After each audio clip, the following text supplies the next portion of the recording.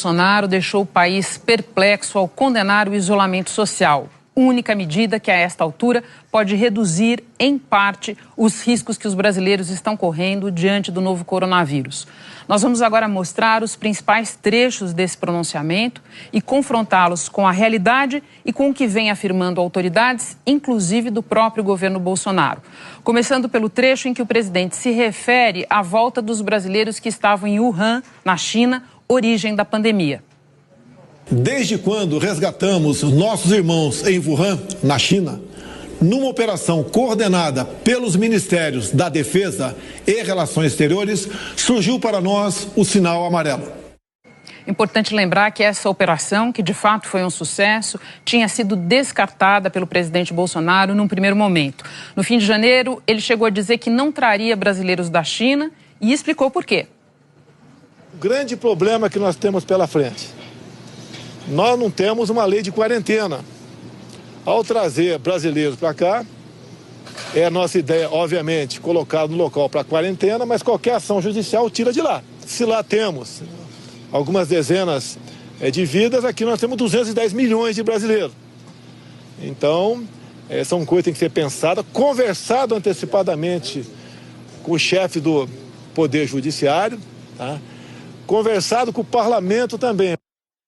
Adiante, no pronunciamento, o presidente sugeriu, na contramão de todas as evidências científicas e de todas as recomendações médicas, que as restrições à circulação de pessoas adotadas até aqui são exageradas. Devemos, sim, voltar à normalidade. Algumas poucas autoridades, estaduais e municipais, devem abandonar o conceito de terra arrasada, a proibição de transportes, o fechamento de comércio e o confinamento em massa.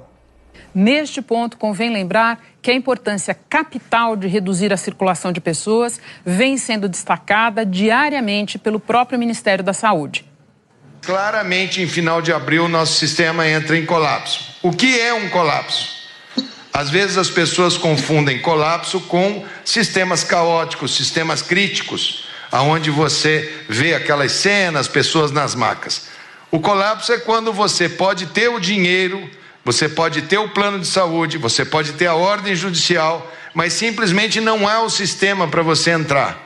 É o que está vivenciando a Itália, um dos países do primeiro mundo atualmente. Não tem aonde entrar. Evitar esse colapso, eventualmente, pode ser necessário segurar a movimentação para ver se consegue diminuir a transmissão. No pronunciamento desta noite, Bolsonaro também sugeriu que as escolas deveriam voltar a funcionar agora e que a Covid-19 é um problema quase exclusivo das pessoas idosas. O que se passa no mundo tem mostrado que o grupo de risco é o das pessoas acima dos 60 anos. Então, por que fechar escolas? Raros são os casos fatais de pessoas sãs com menos de 40 anos de idade. Bom, as autoridades de saúde têm lembrado as seguintes coisas. Primeiro, os idosos são de fato mais vulneráveis, mas não é verdade que a doença atinge apenas a eles. Nós vamos ver isso claramente nesta edição do Jornal da Globo. E também existe o fato de que os jovens e as crianças são grandes transmissores da doença. Então, isolá-los também ajuda a proteger os idosos. Vamos ver.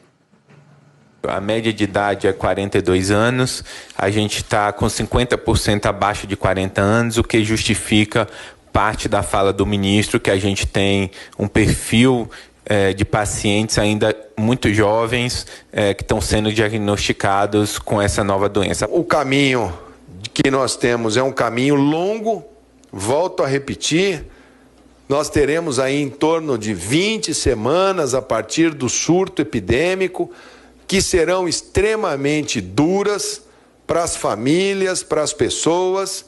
Cuidem dos idosos. Cuidem dos idosos. É hora de filho e filha cuidar de pai, mãe, avó, tia-avó.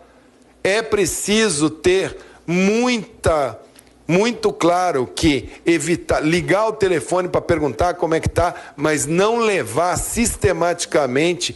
Muitas crianças são assintomáticas, elas não desenvolvem nenhuma coriza, Não tem uma avó que não coloque um neto no colo e não encha de beijos. Pedir para que elas não os beijem, não os abracem, não dê colo, seria muito duro. Então, conversar, dialogar, procurar proteger. O momento agora é de proteção. Quanto menos idosos nós tivermos com esta gripe, menos pressão nós colocaremos nos leitos de CTI, já que eles, infelizmente, são os que desenvolvem a maior necessidade de cuidado intensivo. Como fazer isso, como dimensionar isso dentro de todas as questões que envolvem determinações de bloqueios, quarentenas, limitação de ir e vir. Importante lembrar também que o isolamento social atacado pelo presidente é defendido pela Organização Mundial da Saúde e por líderes de todo o mundo. Lembrar também que hoje o primeiro-ministro da Índia, Narendra Modi, impôs quase 1 bilhão e 300 milhões de pessoas para ficar em casa por 3 semanas. A mesma medida foi tomada pelo primeiro-ministro britânico Boris Johnson. Nesta noite, eu devo dar ao povo britânico uma instrução simples. Vocês devem ficar em casa. A pandemia está se acelerando. Pedir às pessoas que fiquem em casa e outras medidas físicas de distanciamento são uma maneira importante de retardar a propagação do vírus. Atualmente, não existe tratamento comprovadamente eficaz contra a Covid-19.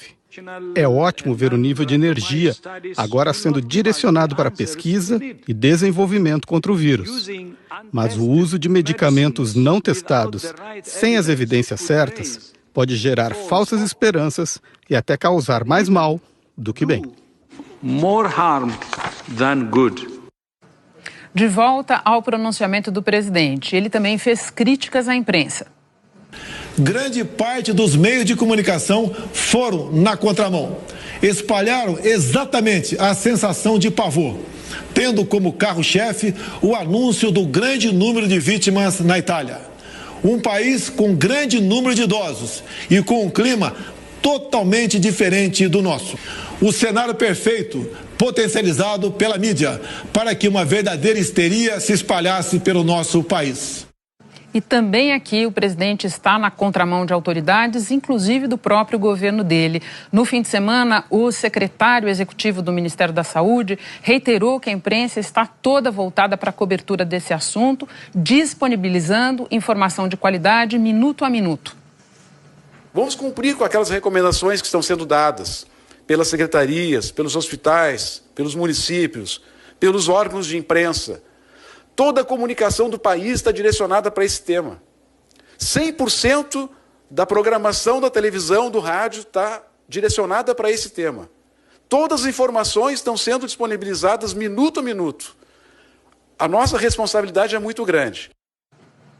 Bom, as críticas ao pronunciamento do presidente Jair Bolsonaro começaram assim que ele terminou e foram bastante duras e vieram de todos os lugares. Do Congresso, de governadores de estado, de integrantes do Judiciário, da sociedade civil e também de representantes da classe média.